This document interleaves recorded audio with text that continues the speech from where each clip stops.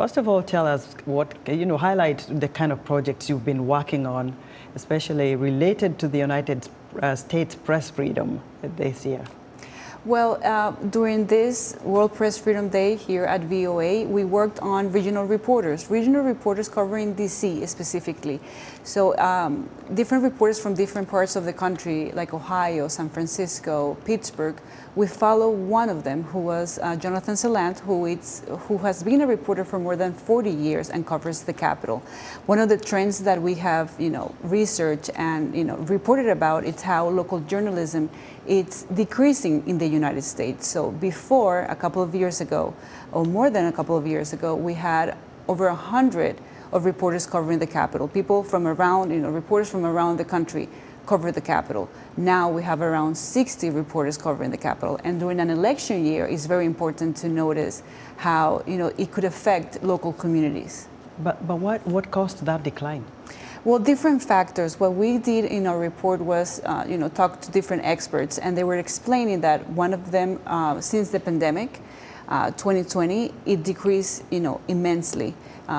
Also, budget cuts. Usually, when local newspapers or local outlets have to cut in budget, they initially do with correspondents in DC. They, save their reporters locally. So those are some of the factors, and then some news outlets also go with agencies.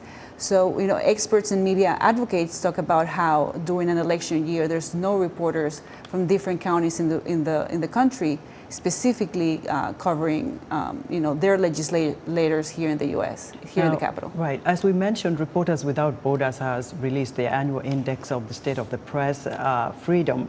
But what's new in terms of your reading? What did you discover that is really hasn't been mentioned in the prior years? Well, it's a discouraging outlook. The U.S. had trendingly for the last couple of years go down the scale. This year they went down 10 points, which is very surprising for an index and for a country that usually has in its First Amendment, freedom of the press or freedom of speech.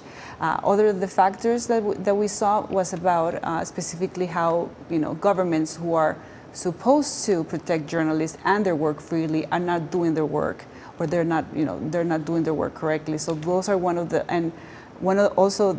main things that I saw in this report was that the three main countries which are defenders or which are very good at press freedom, that are Norway, Denmark, and Sweden, have also gone down on the index, which it's a trend that globally is going down. Well, it makes me wonder: is journalism even here in the U.S. and other Western countries at risk?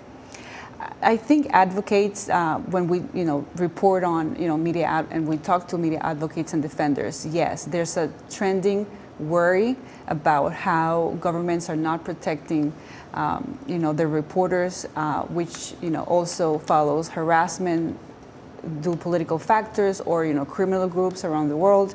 And then we also have transnational crime or transnational exiled journalists who leave countries and also are followed back in other countries. Mm-hmm. So, yeah. Cristina, very quickly, we have two journalists from the United States that are detained in Russia. Do we know the status, what's their status, and whether the U.S. government is involved in getting them back home? Well, the State Department, Ivan Gorshkovich, which has been more than a year detained in Russia, he has asked to be released in pre-trial. He hasn't been released, so he's still detained. Also, Kurmasheva, who still is detained, she has been there for the last 6 months. The State Department has responded to requests by VOA saying that they're working on it in both cases, but it's very delicate, the situation.